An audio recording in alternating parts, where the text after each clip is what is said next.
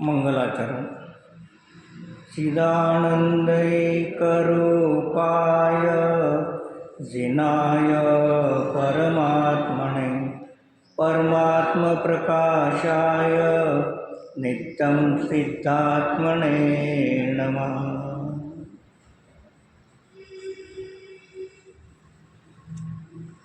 पान नंबर 14, गाथा नंबर 5. गाथा पाठ. ते पुनवंदव सिद्धगण जे अपणी वसंत लोया लो विचयलो यो अच्छहि विमलो नियंतम.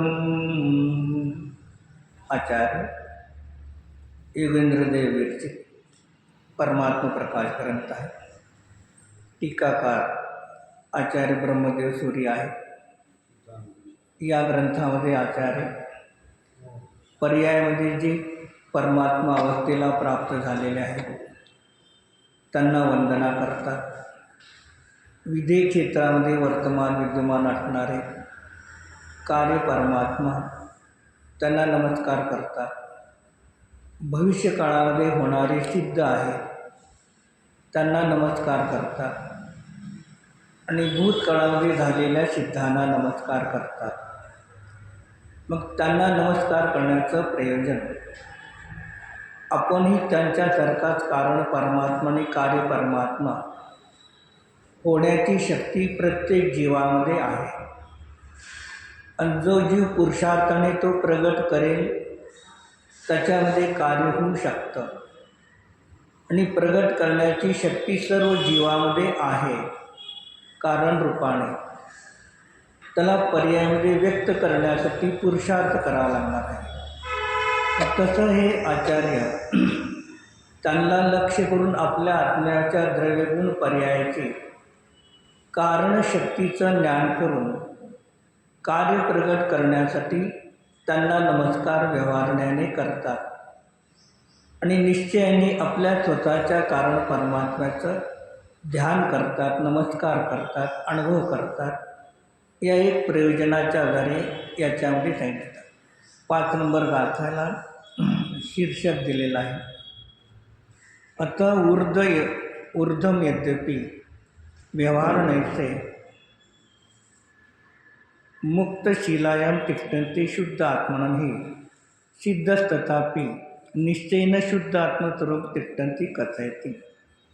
या ठिकाणी सिद्धालयामध्ये जे सिद्ध भगवान आहेत मुक्त सिद्ध शिलेवरती ते व्यवहारण्याने शुद्ध आत्मा मुक्त आत्मा आहे.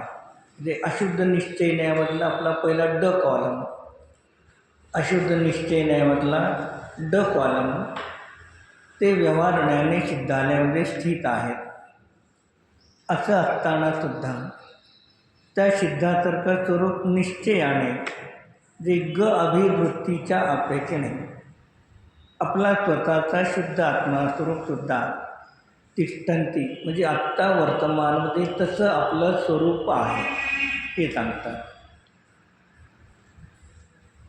पान नंबर 15 वरती. आगे यद्यपि वे सिद्ध परमात्मा व्यवहार ऐसे लोक आलोक को देखते हुए मोक्ष में विराजमान है, लोक के शिखर के ऊपर विराजते हैं, तो भी शुद्ध निश्चय से अपने स्वरूप में ही स्थित है, उनको मैं नमस्कार करता हूँ. यद्यपि म्हणजे व्यवहारण्याने सिद्ध परमात्मा व्यवहारण्याने लोकाच्या अग्रभागामध्ये स्थित आहेत. मग लोकाचा अग्रभाग इथे अग्रभागाचा अर्थ काय घ्यायचा? जसं लोकव्यवहारामध्ये एक वर्तुळ आहे तर त्या वर्तुळाच्या बिंदूला आपण अग्रभाग घेतो. तसं इथे अग्रभागाचा तो अर्थ नाही.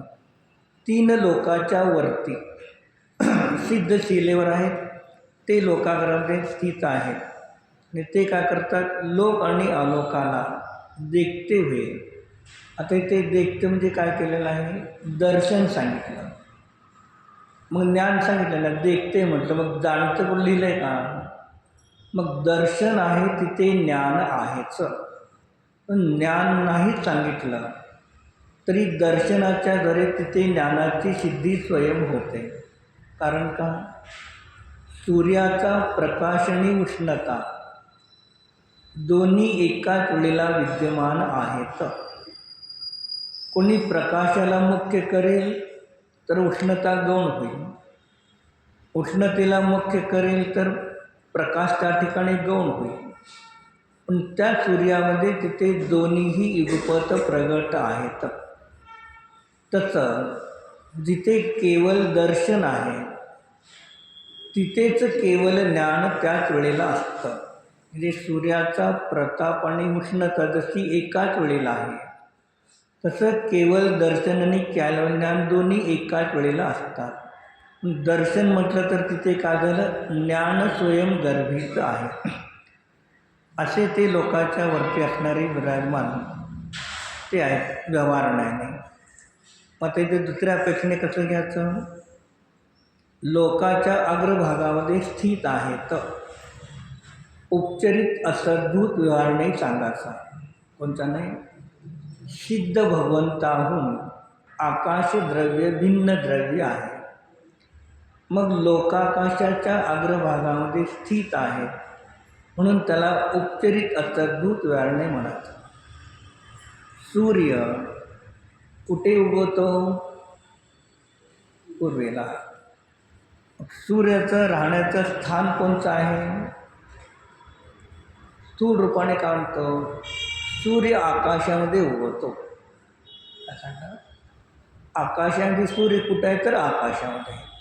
मग सूर्याहून आकाश भिन्न वस्तू आहे, पण त्या सूर्याचं अस्तित्व आकाशामध्येच आहे, खाली भूमीवर नाही. हे दाखवण्यासाठी आकाशाला तिथे आपण आकाशामध्ये सूर्य उगवतो. जे सूर्याहून आकाशाला भिन्न दाखवलं तो उपचरित असद्भूत वर्णन. तसं सिद्ध भगवंतापासून आकाश द्रव्य लोकाकाश भिन्न आहे म्हणून तिथे सांगताना उपचरित असद्भूत वर्णने लोकाकाशामध्ये स्थित आहेत हे सांगितलं. आणि शुद्ध निश्चयाने आपल्या स्वरूपामध्ये स्थित आहेत. लोकाकाशामध्ये कुठेही स्थित नाहीत, आपल्या स्वतःच्या द्रव्य गुण आणि पर्यायामध्ये स्थित आहेत. आता इथे निश्चयने लावताना कोणता लावायचा? ग अभिवृत्ती लावायची का अशुद्ध निश्चयने लावायचा? तर या ठिकाणी ग अभिवृत्ती तिथे लावायचा, नाही तर अशुद्ध निश्चय नाही लावायचा. ग अभिवृत्ती जो शुद्ध निश्चय नाही आहे तो आपल्यासाठी लावायचा, दुसऱ्या जीवासाठी लावायचा नाही. मग आर्यंत सिद्ध आपल्याहून वेगळे आहेत की नाही? भिन्न आहेत. मग जे आपल्याहून वेगळे आहेत, भिन्न आहेत, त्यांना व्यवहारण्यामध्ये घ्यायचं. आता चार्टमध्ये तुम्ही पहा, ग अभिवृत्ती आहे की नाही? त्या ग अभिवृत्तीच्या ठिकाणी खाली निश्चय नाही लिहिलं. काय लिहिलं? निश्चय नाही. आणि त्याच्या शेजारी एक छोटासा कॉलम पांढरी रिकामी ठेवली, छोटासा कॉलम. आणि तिथून ड पासून ते द 2 पर्यंत खाली सगळं व्यवहार लिहिला. मग हे कार्य परमात्मा सिद्ध भगवान सुद्धा व्यवहारण्याने आपल्याहून भिन्न द्रव्य आहे म्हणून त्याला म्हणायचं व्यवहार. आपल्या अपेक्षेने व्यवहार आहे, त्यांच्या अपेक्षेने ते अशुद्ध निश्चयण्याच्या ड मधली चर्चा आहे. प्रत्येकाने कोणी असो, प्रत्येकजण परमशुद्ध निश्चयने ग अभिवृत्ती आपल्यासाठीच लावायची, दुसऱ्या द्रव्यासाठी त्या ठिकाणी लावायचं नाही. म्हणून मग ते जरी निश्चयने म्हटलं तरी ते काय अर्थ? ते अशुद्ध निश्चयने तिथे समजून घ्या. टाकायचं दोहार्थ. जो यहाँ संपूर्ण लोक आलोको विमल रूप से संशय रहित प्रत्यक्ष देखते हुए भी आत्मा में लीन रहते हुए विराजमान है, उन सिद्ध समूह को मैं पुन्हा नमस्कार करता हूँ. संपूर्ण लोक आलोकाला विमल रूपाने, ते विमल शब्दाचा अर्थ काय घेतला? संशय विपर्य अनध्यवसाय अज्ञानाने रहित. म्हणजे ज्या ज्ञानामध्ये संशय असेल, ज्या ज्ञानामध्ये विपरीतता असेल आणि ज्या ज्ञानामध्ये अनध्यवसाय असेल आणि ज्या ज्ञानामध्ये अज्ञान असेल, असे चार घेतले. त्यामध्ये अज्ञानाला म्हणायचं व्यापक काय आहे? अज्ञान व्यापक आहे आणि संशय विपर्य अनध्यवसाय व्याप्य आहेत. अज्ञान व्यापक, संशय विपर्य अनध्यवसाय व्याप्य. उदाहरण देतो त्याला, पहिल्यांदा लिहून घ्या तिथे.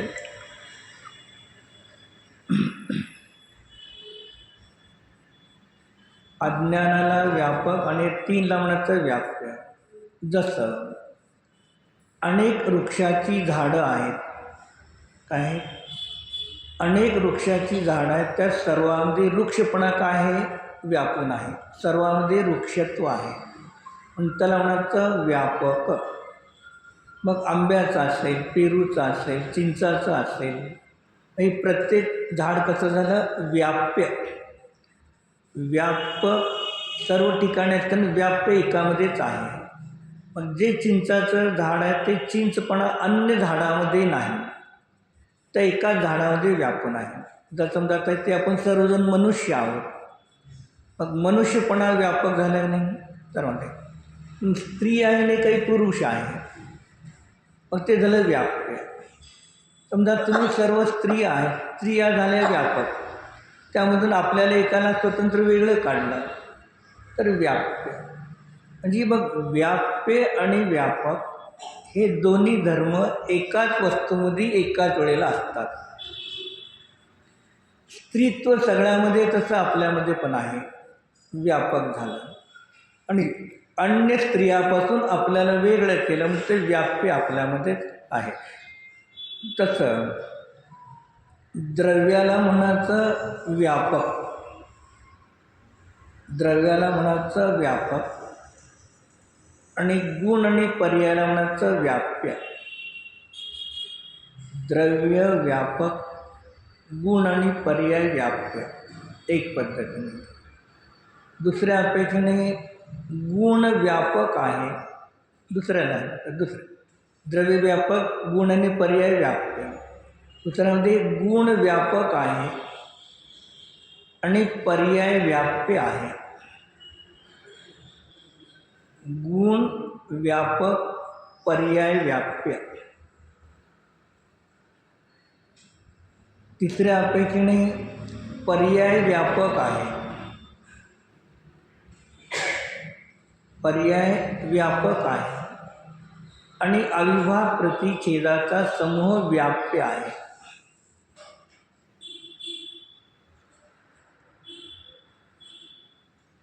चौथा, एक अविभाग प्रतिच्छेद व्यापक आहे, एक अविभाग प्रतिच्छेद व्यापक आहे आणि त्याच्यातले अंश आहेत ते व्याप्य आहेत. असं प्रकरणाला अनुसरून व्याप्य व्यापकमध्ये भेद केला जातो. आणि त्याच्यातला एक अंश तो झाला व्याप्य. तसं आता स्थूल रूपाने आकाशद्रव्य तीन लोक झालं व्यापक, अधोलोक, मध्यलोक, ऊर्ध्वलोक हे झाले व्याप्य. तीन लोक व्यापक, त्यामध्ये तुम्ही अधोलोक मध्यलोक कोणताही एक लोक घेतला तर ते झाले व्याप्य. आता अधोलोक व्यापक आहे, काय आहे? अधोलोक व्यापक आहे. पुस्तकाचं तर द्या. अधोलोक झाला व्यापक आणि अधोलोकामध्ये तिथे काय आहे?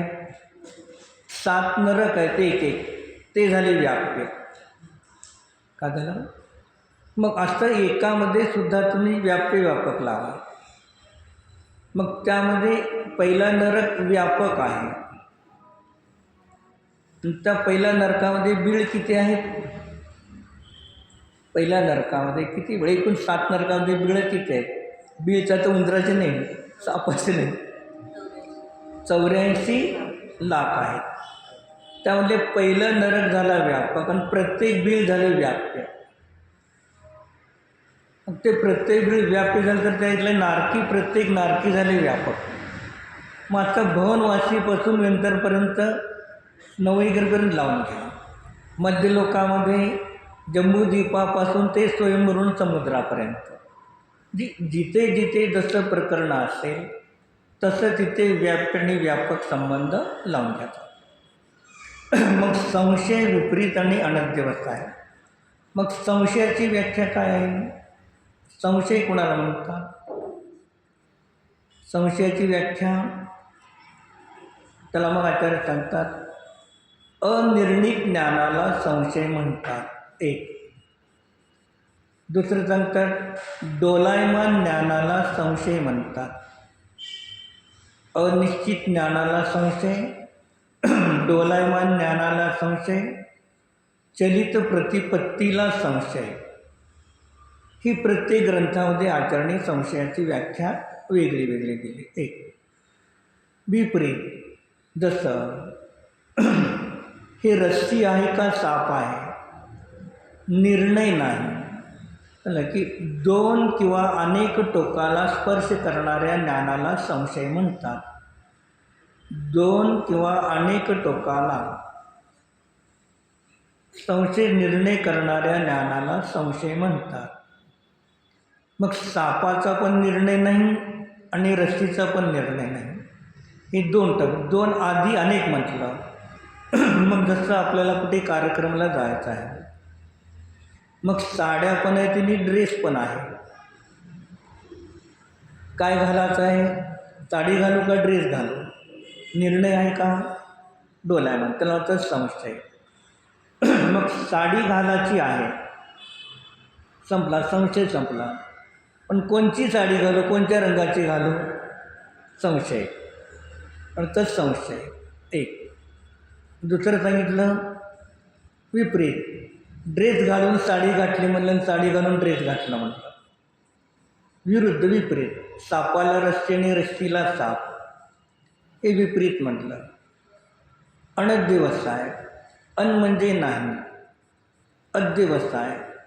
ज्या ज्ञानाच्या पर्यायामध्ये विशेषाचा निर्णय नाही. काय? विशेषाचा निर्णय नाही, त्याला म्हणतात अनध्यवसाय. अन म्हणजे नाही, अध्यवसाय म्हणजे निर्णय नाही.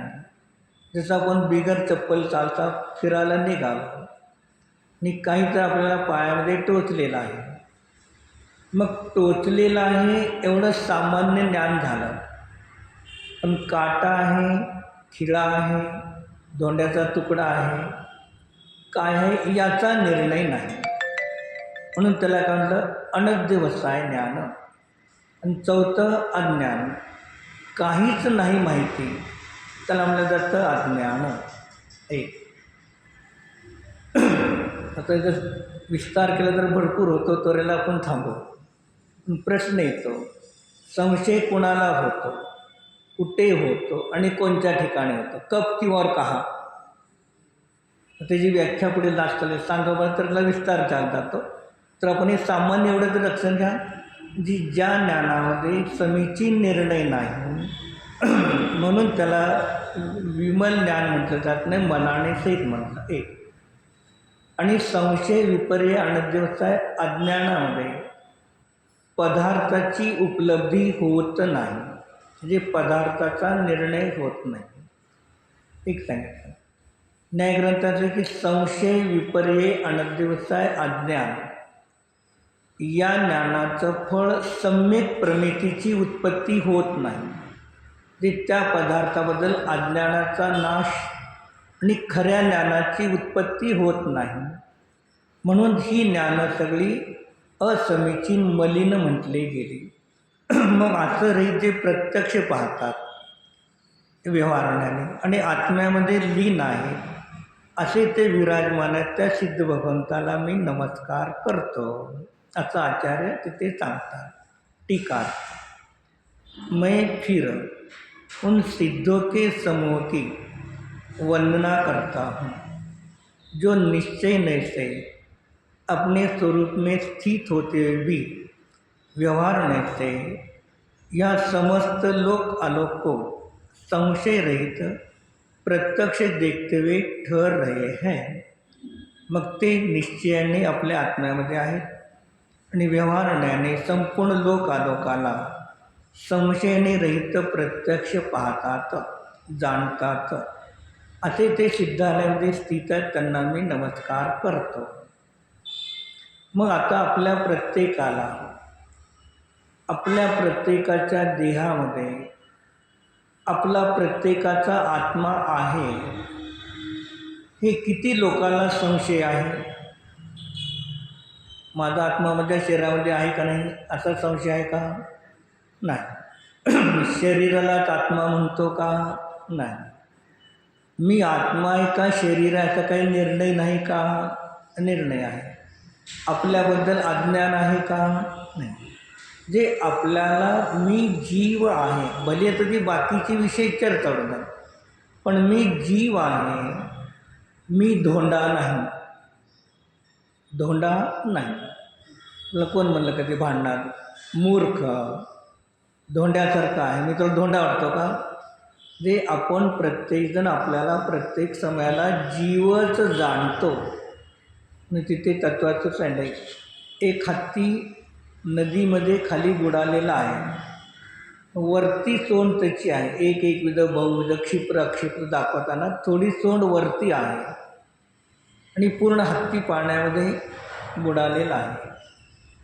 मग तुम्हाला अंश प्रगट आहे का अंशाचे अंशी प्रगट आहे? वरती काय दिसली? सोंड, तो अंश झाला।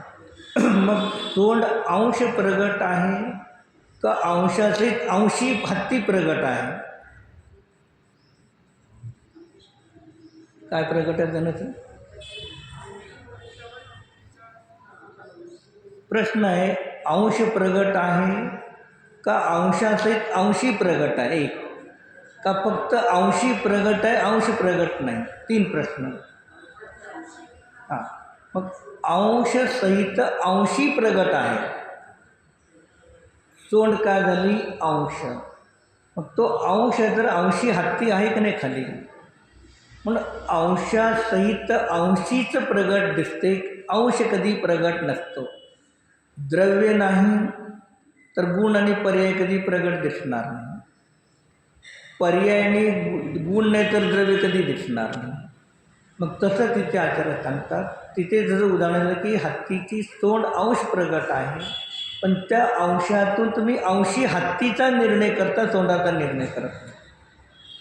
तसं आपल्याला सकाळी उठल्यापासून सायंकाळी झोपतो, तर झोपेतून परत सकाळी उठतो, मी हा अंश प्रगट आहे का अप्रगट आहे? मी सकाळी उठले, मी स्नान केले, मी केस विंचरले, मी वस्त्र घातले, मी भोजन केलं, मग हा मी अंश सतत प्रगट असतं का केव्हा तर प्रगट असतो? सतत। पण तो अंश आहे तिथेच अंशी आहे का नाही? पण आपण अंशालाच पाहतो, अंशीला पाहत नाही, विपरीतता अज्ञान आहे। जे जिथे मीचं संवेदन आहे, स्वचं संवेदन अंश जिथे प्रगट आहे तिथेच अंशी द्रव्यही प्रगट आहे। मग हे आपल्याला काय होतं की आपण अंशालाच मानतो, अंशीला मानत नाही, कधी अंशीलाच मानतो, कधी अंशाला मानत नाही। याच्यामध्ये संशय विपरीत अनध्यवस्था असेल तर कार्याची सिद्धी होत नाही। म्हणून असे ते कसे प्रत्यक्ष ज्ञानाने पाहतात आणि जाणतात सिद्ध सेवेमध्ये। मग प्रत्यक्ष ज्ञानाचे दोन भेद, एक सामव्यारी प्रत्यक्ष आणि एक अतींद्रिय प्रत्यक्ष। चार्टमध्ये आयचं मती श्रुत ज्ञान आहे, त्याला सामव्यारी प्रत्यक्ष म्हटलं, आणि 2, 3, 4 आणि 5 याला प्रत्यक्ष म्हटलं। जी प्रत्यक्षाचे एक सामव्यावहारिक प्रत्यक्ष आणि एक अतिंद्रिय प्रत्यक्षाचे दोन भेद होतात. मग त्यामध्ये केवली भगवंताचं आदोन केवल ज्ञान जी पर्याय आहे, त्या आदोन केवल ज्ञान पर्यायाच्या द्वारे संपूर्ण लोक आणि अलोकाला जाणतात आणि पाहतात. अवधी मन पर्याय ज्ञानाच्या द्वारे धर्मद्रव्य, अधर्मद्रव्य, आकाशद्रव्य, कालाणू आणि सिद्ध भगवान हे अवधी मन पर्याय ज्ञानाचा विषय होत नाही. अवधी मन पर्याय ज्ञानाच्या द्वारे शुद्ध आत्म्याचं ध्यान होत नाही. कारण का? मग धर्म, अधर्म, आकाश, काल, सिद्ध परमात्मा आणि आपला स्वशुद्ध आत्मा हा अवधी मन पर्याय ज्ञानाच्या द्वारे जाणवीत येत नाही. कारण का? अमूर्तिक आहे एक. आणि उमासमनी काय सांगितलं? रूपीषु अवधेहे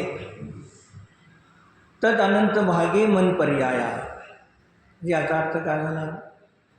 अवधी मन पर्याय ज्ञानाचा विषय रूपी पुद्गल द्रव्यच आहे. म्हणून अवधी मन पर्याय ज्ञानाच्या द्वारे निश्चय सम्यक दर्शनाची प्राप्ती होत नाही, आत्मानुभव होत नाही, संवरपूर्वक निर्जरा होत नाही. आणि अवधी ज्ञान मन पर्याय ज्ञान रूपी पदार्थाला जाणतं आणि रूपी पदार्थाला जाणून आश्रव बंधच होतो. म्हणून हे 5 ज्ञान अवधी मन पर्याय ज्ञान पुद्गलाला जाणतात, पण आत्म्याचा अनुभव निश्चय सम्यक दर्शन प्राप्तीसाठी उपयोगी नाही. दुसऱ्याच्या मनातलं जाणलं, दुसरं जाणलं तर आपल्याला काय फायदा त्याचा? काही नाही.